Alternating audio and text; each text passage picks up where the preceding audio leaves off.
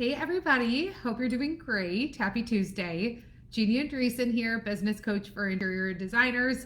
Today we're talking about leading your clients from the very beginning and how to do so. And I'm really excited about today's topic. I chose this topic for a couple reasons. One, because client leadership is so important. Two, because so often our clients are taking control and we need to be the ones to have that control from the very beginning. And three, last week I was at ASID's Business Bootcamp. I was very honored to be the keynote speaker there. And there were even roundtables during the day. And with the roundtables, each roundtable had their own discussion going. And mine was all about the client experience. That is the one that I was told to talk about at my roundtable. And I will tell you, I had multiple people that were at my roundtable who they were supposed to rotate and go to the next roundtable, and they did not want to go because there was more that they wanted to talk about, more that they wanted to hear. And so much of it starts with client leadership and leading your clients from the very beginning. So that is what we are talking about today. I know that there is a lot to be covered here, and so I'm going to do my best to cover it in a very efficient amount of time. So, okay, where do we want to get started? So first thing that I want to say is the reason why I'm talking about this today. The main reason is because you really believe that clients are wanting to take control. I mean, I would say drop a 1 in the chat. Drop a 1 in the chat if you have ever had a client who has tried to take control of your project. They may have been successful, they may have been unsuccessful, but quite frankly, I am sure that a lot of you have experienced this before. Clients so often from the beginning are grabbing control of the project. They are the ones that are dictating timeline. They are changing the design. They are changing the scope of work, changing the budgets, making various demands. And it can be totally overwhelming for you. I mean, truly, how does it make you feel? Feel free to drop a comment of how does this feel? Totally discouraging, deflating, frustrating. All of that is so true. Now, I really believe that there's a myth going around that clients want to take control of a project. And I will tell you, I deeply believe that this is a myth. I really deeply believe that it is a myth that your clients are wanting to take control of the project. I really believe what your clients want is their project to be completed, their project to be completed efficiently, for their project to be absolutely beautiful in the end. Very often, I'm going to throw this one out there and I hope I come back to it, but your clients are also, I'm going to make a note to come back to it. Your clients are also wanting to save money, right? That's another big part of this. Who doesn't want to save money? Anybody? Does anybody here not want to save money? We all do. And when your clients are taking control of the project, it is likely because they feel threatened in one of these ways. They feel that money is not being saved efficiently or effectively. They feel that the project is not being prioritized. They're not sure if the design is something that they're, confident in. And for those reasons, your client gets involved. But I am telling you, I really believe that it's a myth that they want to be involved. I think that's a story that your brain is telling yourself. When this takes place, I think it's a story that your brain is telling yourself that this client wants to take control of the project. Your clients don't want to take control of projects, but this is the hard truth. The truth is they don't want to take control of projects. The hard truth is the reason why they are is because they don't believe that you are on top of it. They don't. If they believed you were on top of it, if you established that trust from the beginning, if you had enough solid, transparent communication going toward them, and you were anticipating all the things that they are thinking and wondering and worried about, if you were ahead of all of those and communicating effectively based on them, then your clients would feel much more confident and much more relaxed, and they would relinquish control. But the reason why they aren't doing that is because those things aren't happening. The trust maybe isn't there. I did a whole live all about establishing trust in the onboarding process. So crucial that you establish trust in the onboarding process. I did a whole live on that. If that is something that you want, just drop in the comments trust, and I will DM you that live directly. Just comment trust, and I will DM you that live directly. I did a whole live on how important it is to establish trust from the beginning so that you can leverage that trust during the design process and not have them constantly be checking in and changing things and bothering you and messaging you and all this stuff that really is inefficient and quite frustrating for you. Your clients want you to be leading them. They want you to be leading them. They want to be led. They want you to tell them what to do. They want you to communicate that you're on top of it. They want to know what is happening with their process, what is happening with their project. They want to know what's coming up next. And the reason why they currently are frustrated, confused, is because those things are not being communicated. And I know that that is challenging to address kind of right now, to be like, oh, so it's my fault. I mean, yeah, I'm going to say it is. Clients who feel taken care of, clients who know, who have trust in their designer, clients who have very strong communication going to them, have very little to think and worry about. And the reason why they're so involved in your project is because they are worried. They have time to think, they're wondering what's going on, they're worried, and because of that, they're getting too involved in the project.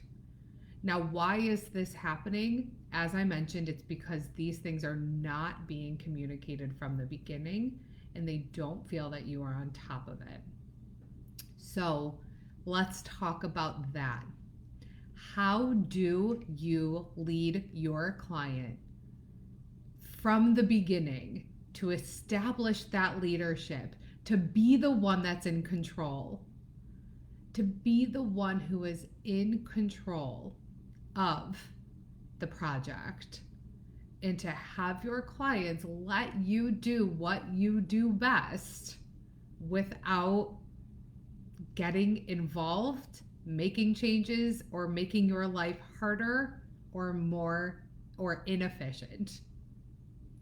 So how do we do this? So step one of leading your clients, step one is to make some decisions. The reason why your clients are getting so involved is because you don't have these things decided upon. You don't have these decisions that have been made that allow you to be able to communicate to your clients how you work, what your boundaries are, what your processes are. You don't have those because you haven't made those decisions yet. You haven't made those decisions yet. So the first step in leading your clients is to make decisions. I know how many of you here actually avoid making decisions, kind of hate it, are afraid of it, avoid it at all costs.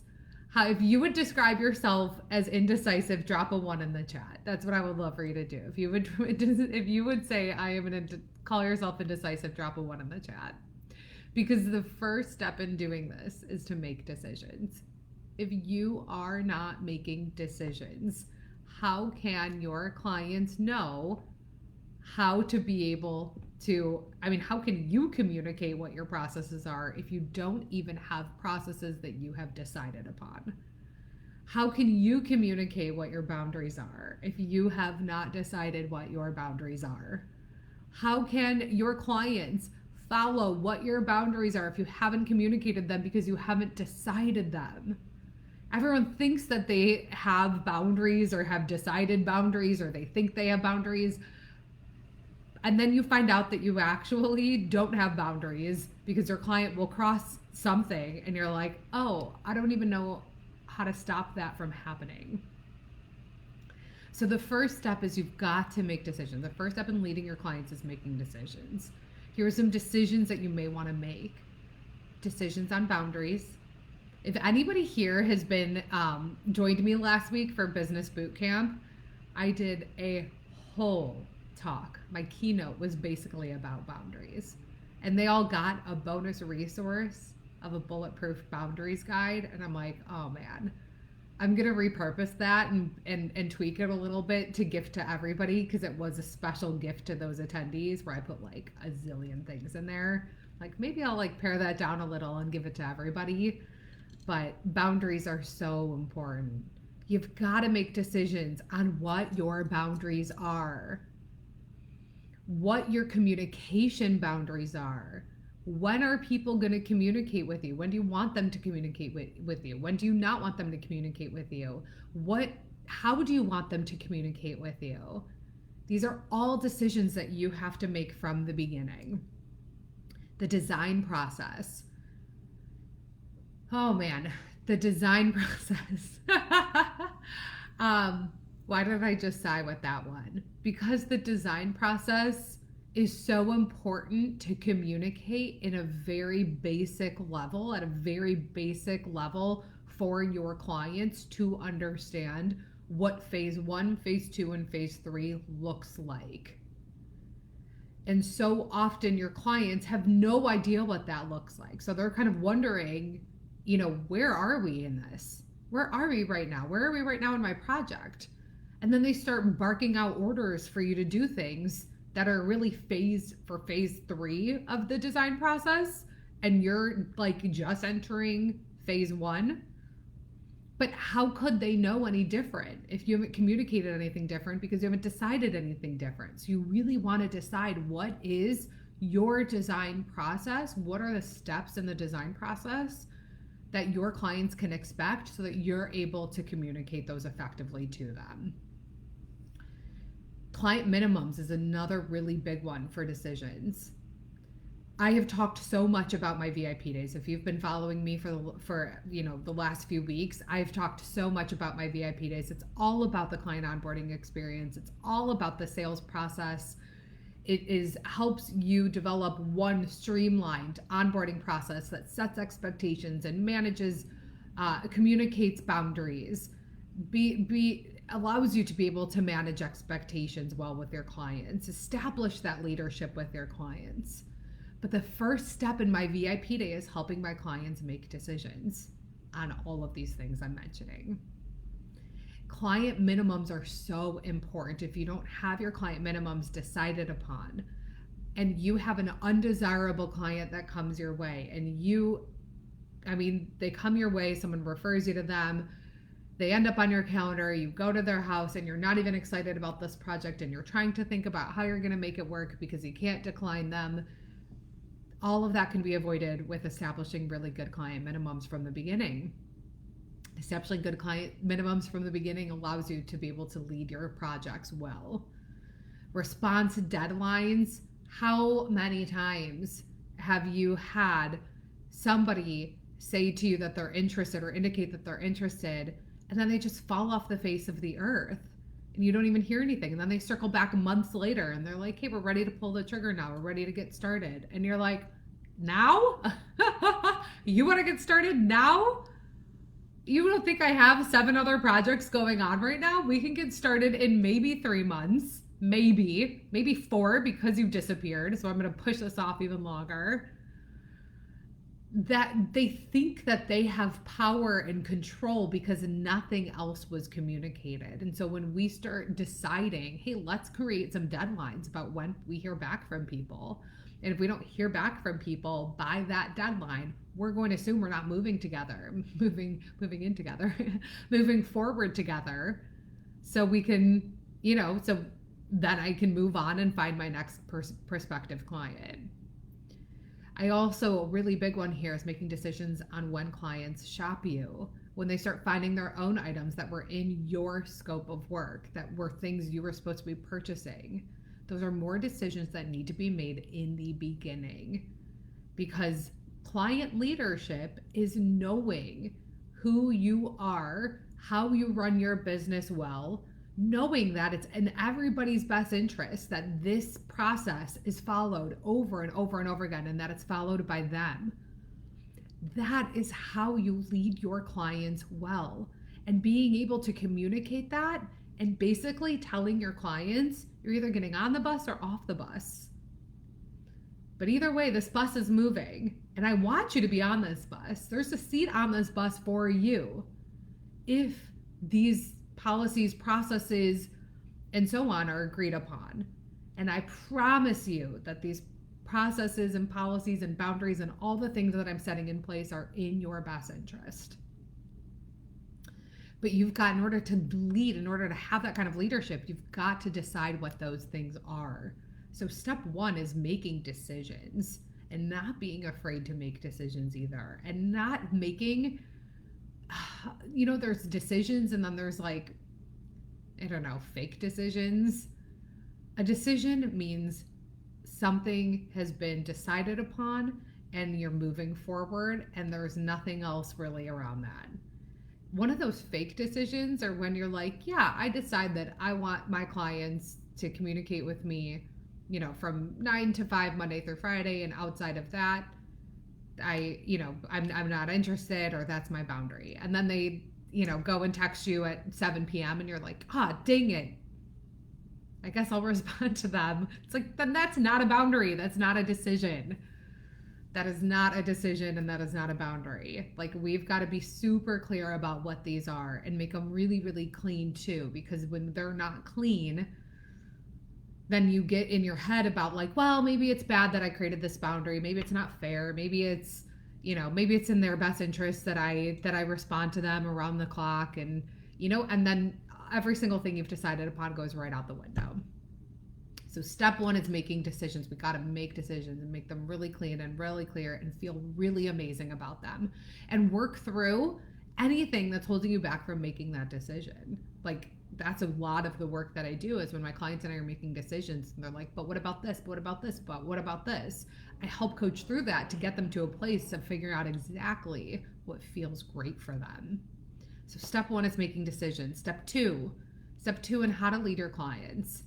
Is this helpful? Please let me know. Quite a few people have joined, hopped on, hopped off. Let me know if this is helpful. Please throw me a like if you're still with me, so that I know that we're hanging together. And if you have any questions at all, drop it in the comments, drop it in the chat. But I could talk about this stuff all day long. All right, step number 2 is confidently communicating them. Confidently and effectively communicating them. Let me put effectively in there too. What does it look like to confidently communicate what your decisions are, what your policies are, what your processes are? When you're confidently communicating them, it means you're not hiding behind them. You're not putting them in an attachment and hoping, crossing your fingers that your clients read it. Is anybody guilty of that? I know my clients are. They will say, I'm so annoyed. I had told them what my policies are with, I told them what how about this one? I told them what my design process is. I told them what my design process is, but they keep trying to push against it and they keep trying to change the process. They keep getting involved. Then I asked the follow-up question of, great, how did you tell them what your processes were? Oh, when they joined, it was in the welcome packet that I attach when a client starts with me. So it was in an attachment. Great. That is not confident communication. Confident communication includes knowing, again, having these decisions made and being able to articulate them to your clients in ways that they for sure will read and understand, with opportunities for them to ask any questions to you if there's anything that's not understood. That really is the confidence behind it. So often we're taking the things we're afraid to talk about and we're hiding them. We're hiding them in attachments. We're hiding them in our contract. We want someone to sign our contract. We want someone to read our contract, kind of, but we want them to sign our contract. But we want them to agree to our shopping policy, our policy for purchasing items, our policy for returns, our policies for our process, our policies for, what's another really big one? All furniture going to a receiver and paying receiving fees. All of those things we want them to agree to. And all of those things are typically in a contract. If you're not sending a contract, to DM me, talk to me, because I have a template contract that you could purchase. I don't have it in my shop currently. Actually, it's a part of my VIP day too. I give that out as a part of my VIP day as well. But all of that is in the contract. But so often we want our clients to sign off on the contract, but we don't actually want them to read each bullet point because we're afraid that they are going to, have something to say about it. And so what happens then? Then something happens. Our client says, oh, I want to return something. And you're like, it was in the contract that you can't return things, but they didn't read that. We want to make sure that we are confidently pulling out the bullet points that we want them to read. Now, I also want to come back to the word effectively communicating your policies, effectively communicating your process. Again, we go back to this idea of an attachment. Things cannot be in an attachment. Attachments, let's talk about attachments for a moment. I actually think that this is going to be really helpful. This is one of my, I wouldn't say business secrets, but more like what I've learned from so many years of being in business is the only reason why someone will read an attachment is if they have a vested interest in doing so. So if you were to email somebody, they're waiting to see their design, and you email somebody and you say, hey, attached is are your design images. Somebody will 100% open that attachment. If someone wants to work with you and become a client of yours, and in order to do so, they need to sign off on this agreement. You're going to email them and say, attaches the agreement. Once this is complete, here are the next steps to onboarding or getting our project started. They're going to click on that and they're going to submit it to you. Now, if you send them an email and say, hey, let's set up a meeting next week, attached is our welcome guide. There is no guarantee that they are going to open that up. Attachments are only for, if you want someone to read an attachment, it's gotta be something that they are held to or excited about. Hey, I need you to do this thing that's attached. I need you to complete this and submit this in order for us to move forward. Then they're going to click on it. Or, hey, how about those of you who are married, when we finally get our wedding photos, attached are your wedding photos. I mean, we're jumping for joy. We want that. But when someone says attached is a welcome guide, it's like nobody's opening that. They are not opening that. If they are, wonderful. But you can't bank on them opening it. So let's come back to this word effectively communicating. How do we effectively communicate? There are so many different ways to leverage communication in a way that allows somebody to understand and follow suit. So I talk a lot about the intake form, having a really solid intake form, but an example for that, an example of how to communicate, let's say communication boundaries, is you put that as a question in your intake form. Our hours of operation are Monday through Friday, 9 to 5. Communication is going to happen during this time. Does that work for you? And then they have to say yes or they have to say no to that. That is one way to effectively communicate. Another way is at another point in your process, you're emailing them. I have again, also in my business shop, you can download my welcome email. I freaking love my welcome email. And everything that I'm talking about today, I'm pretty positive as I say this, everything I'm talking about today is a part of my VIP day. I offer real small pieces of my VIP day in my business shop, but the whole package is a part of my VIP day. You get that whole streamlined onboarding experience, the whole thing. You get all my documents, all my forms, all my coaching.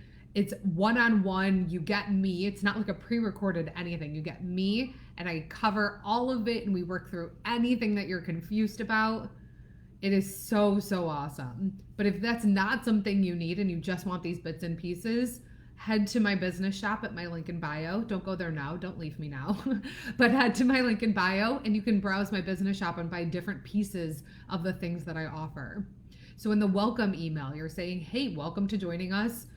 Here are some best practices for us to work together. And you're putting straight in the body of the email, our hours of our operation are here and our communication boundaries are this. And so you're able to just tell them that again and they're able to read it. They're able to see it in the body of the email. And then when you get started in working with them and they start, messaging you or calling you at 7 p.m., you are not taking that phone call. You are not. You are emailing them the next day in your timeline between 9 a.m. and 5 p.m. And you are reminding them, hey, just a reminder, these are our hours. These are our hours and all communication should happen via email. That is effective communication.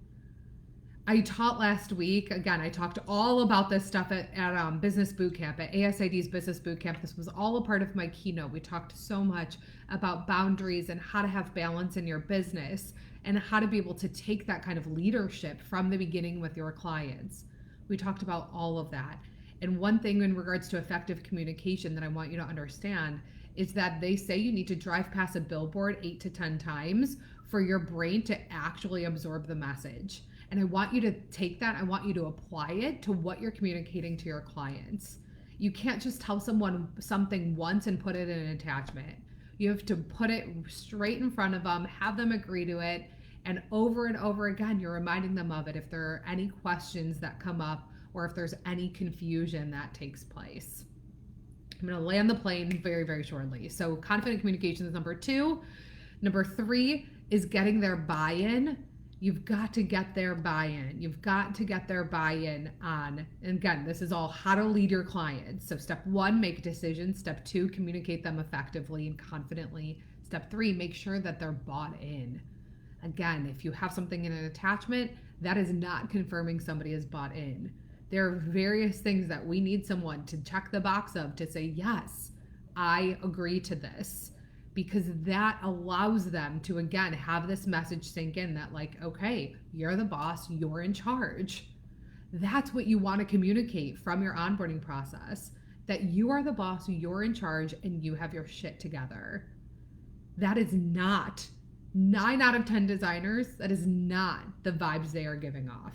That is not. The vibes that they're giving off is that they're a great designer, but whatever you want, Mr. Client, whatever you want, Mrs. Client, I'm going to make sure that every single thing is what you want. You can make sure that the design is exactly what they want, but that you're in charge of successfully executing it. See that difference? Such a big difference. You are in charge.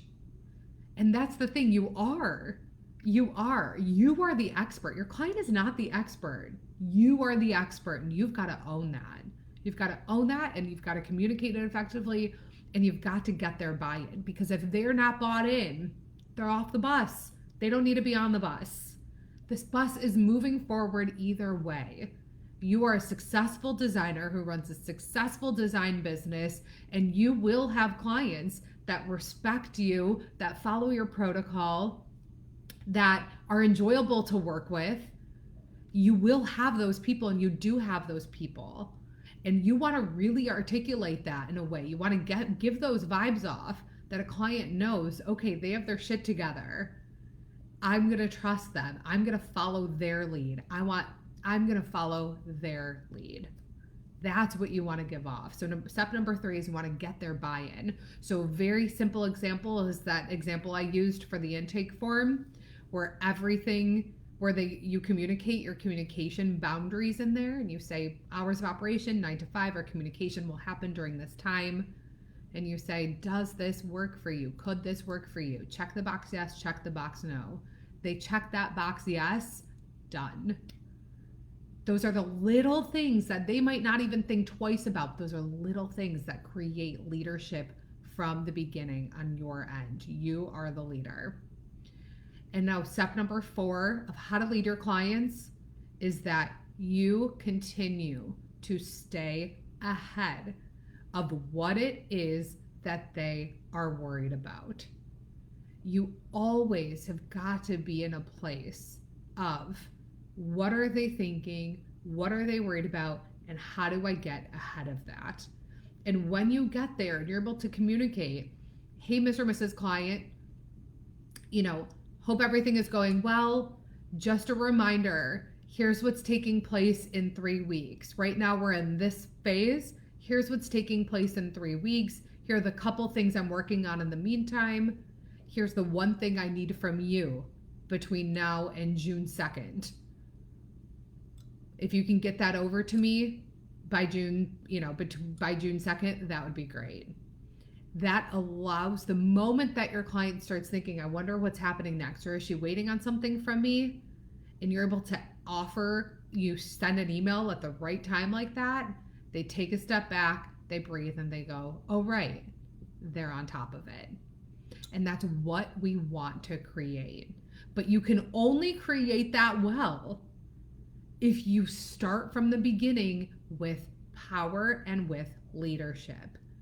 It's not impossible, but it's very challenging to gain that power and that leadership if you have already relinquished it from the beginning because you let your clients take control. It's not impossible. If you have a project like this now, I highly recommend you schedule a clarity session with me. Those are my single 45-minute sessions that you can book at the link in my bio. I only take a couple of them a week, but they're my single one-off sessions. And if that is something right now where you're like, okay, I'm struggling, I want leadership with this client, but we kind of started off on the wrong foot, it's not impossible to gain that back, to get that power back. It's not, but it does take a good conversation is how I'll put it. It takes a good, solid conversation and probably some coaching for you to make sure that you're confidently addressing that and getting that power back.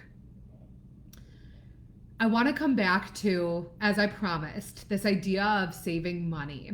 This, to me, is probably a totally separate live topic. But because I mentioned it earlier and said I'd come back to it, I want to. So this idea of clients want to save money. Everybody here wants to save money. And sometimes clients get involved. They shop you, they do all these things because they don't know if you have their best interests in mind financially in that way. Now, here's what I want to offer, and I'm going to make this short and sweet. Then I'll probably make a mental note to create a whole other live about this. But your clients, when they hire you, they are hiring you to create a result that they desire. That is why they are hiring you. They want a certain result of their home for it to function better, reflect who they are on the inside. They want it to I don't know, they just want it to be more conducive to their family. Those are reasons why they hire you. And hiring an interior designer is an investment. And hopefully your clients know that and see it as that they are not trying, that they're not hiring some sort of bargain designer or affordable option or something like that. We want to make sure that we're attracting clients who value us for who we are and what we do and what we put out there. Now, with that comes a little bit of a price tag. And when we start approaching ourselves, our business, our services as an affordable option instead of a value or an investment, what happens is our clients then try to find all the affordable options possible that surround that purchase. So when we attract a client who really values us, who really values you, and who knows that you know what you're doing and that you have their best interests in mind, they're going to feel less fearful about the recommendations that you are offering in regards to they're just trying to get money, out of me.